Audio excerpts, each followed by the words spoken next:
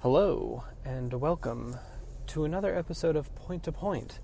It's a show where I drive from one place to another in the morning and try to get to a point. Today's point. Hey, why are all these life sim games so spooky all of a sudden? This is a thought that I've been kind of churning around, seeing if there's like a blog post in it. I'm like knee deep in 3 different video projects, so I think that if this is going to come out as a video project, I don't think that it's going to be out until December at this rate. But I've just been wondering what...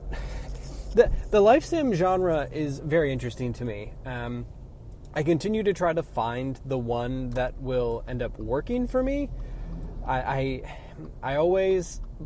think I've booted up Stardew Valley upwards of 4 times now and have maybe made it to Winter 1 once.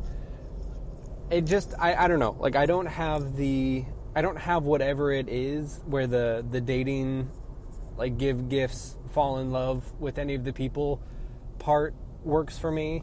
I don't really like the dungeon crawling. It kind of breaks me out of it a little bit. And the farming is like, it's good. Here's the thing. I have had a game idea in the backlog for, I think, 4 years now. I started working on it right before my son was born, and I've been like sitting on it for a long time. And it's like fully fallen into this will never be made kind of area. Like, I just don't have the time to do it. It requires too much work for me to figure out how to do it. So instead I have like pretty built out game design doc with mechanics and progression, story, outline, all of that stuff. So the part of my thought about life sims and like farming sims and all of this stuff is that unfortunately I'm holding it up to the game that I wish existed, which is this design doc that I have. Because here's the thing. Farming is fun. I think that it's interesting as like a reaction to our very digital technology centered life now. Like the opening of Stardew Valley is incredibly sad and is like kind of also exactly how I feel sometimes, like just sitting in your drudgery simulator at work, just making number go up, doing a thing that is like not clearly tangible to the success or, the greater positivity of the world, and you're just kind of doing your thing. And by escaping to the wilderness, or by escaping to your family's rural farm, you can now just live your life and tangibly see the output of your effort, which I think is kind of like the big benefit of a life sim. The thing that's been really interesting to me is that I feel like the twists and turns of genre, they end up just layering in different styles, but ultimately, like, the subversion of the genre is kind of, like, relatively rare. Like, you get new flavors of it, and I'm going to cherry pick some examples to prove my point, and then you can kind of come back at me and completely disprove this. But you look at something like Expedition 33, right? Like, that's building on the decades of JRPG like learnings in the genre, that developing taste based on 40 years of how these games work, and then kind of going from there. Like, Expedition 33 clearly shows its inspirations on its sleeve. It is a game in that style, and then it's just kind of another one of those. But the thing about farming sims right now that I think is interesting is that the farming sim is like a reflection on modern life, and it is a kind of development of a genre out of a like human feeling. And then you take that, and now we've done that, right? Like, we've got Stardew Valley. You have like the Story of Seasons games. You have like the history of the farming sim, and then the modern interpretation of that.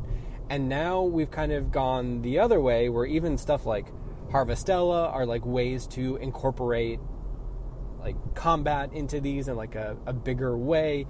And now you have games that are playing in genre space, like the game Failbetter announced recently, Mandrake, where it's kind of like a British folklore version of that.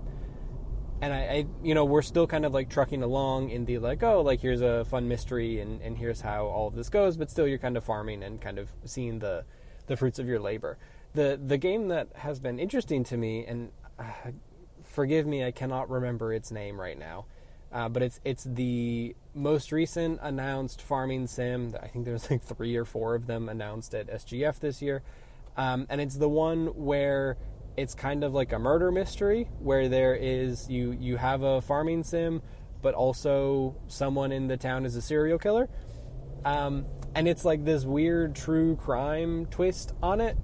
And the thing that is really confusing to me, and it confusing in like an academic sense, I see how you get here, but the kind of confusing thing is that so much of the farming sim genre, like this life sim type of game, is that it is this rural escape, that it is some way to remove yourself from like modern technology, or a way to like return to the pastoral, and then to turn that into a horror experience, to turn that into a story about human connection, and like how perhaps humanity, when it is put in this position of like rural small town life, that actually isn't the peaceful escape that you think it is. And it's interesting to me because I don't think that they're necessarily counter to one another, but there is something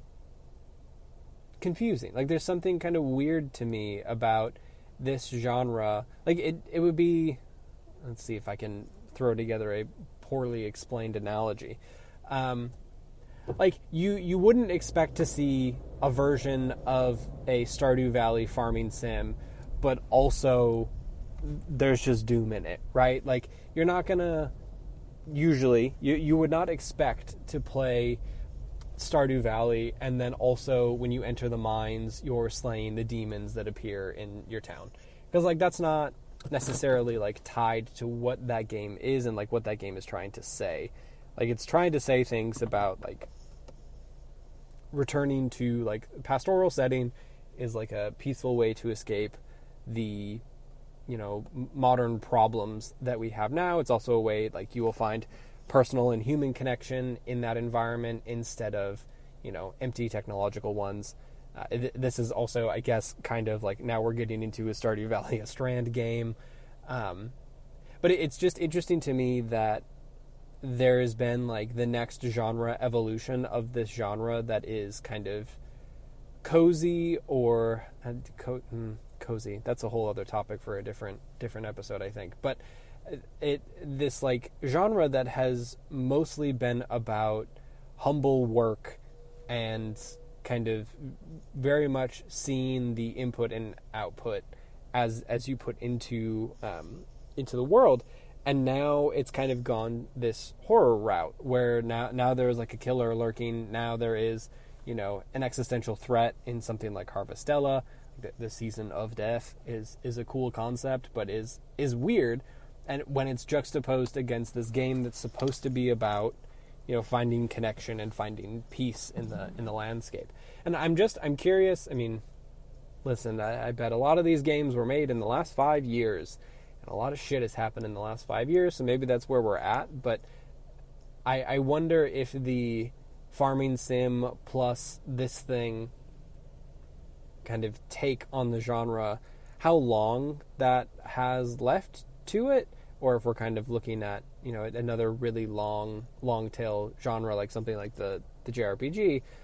And I kind of wonder, not because I have like any sort of attachment to the genre itself, but I kind of wonder how this will sit with the people who enjoy these games. Like besides the people who enjoy watching other people play these games, like I think entertainment reasons are different, but when I want to sit down and play a rural life simulator, I'm not sure if I want to be solving, like, have that also filled with crime scenes, you know? Like, is that the compelling part of this, or is, like, the mystery on top of it, like, could that just be something else? So I don't know. It's interesting kind of seeing a genre evolve and how people are using it to, you know, bolt on an interesting concept to something that is already proven to have, like, mass cultural appeal. So we'll see how these go. I'm also, like, I think the other one is Neverway, maybe. The one that is pixel art by the designer of Celeste, and Disaster Piece is doing the soundtrack for it. That one also looks super compelling as, like, a farm simulator, but also, guess what, there's an Elder God. And, like, that just seems like a different kind of game. Like, it's using farm sim trappings, but it doesn't feel the same as my time at Porsche. Let's have a nice humble time in the rural life setting, and then we'll kind of, you know, meet people, have some fun, and then ultimately get married. So I don't know. It's interesting to see how the genre is evolving kind of right in front of us. I feel like we're not seeing a ton of evolution in that way with a lot of other genres right now. So it's kind of cool to see it in its nascent stage and kind of build out.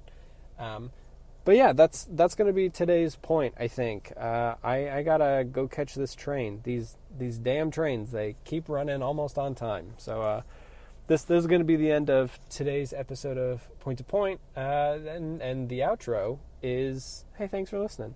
Thanks for hanging out on this drive with me. I will be back tomorrow? No. Nope, not tomorrow. This is Friday. So, hey, have a nice weekend. See you later.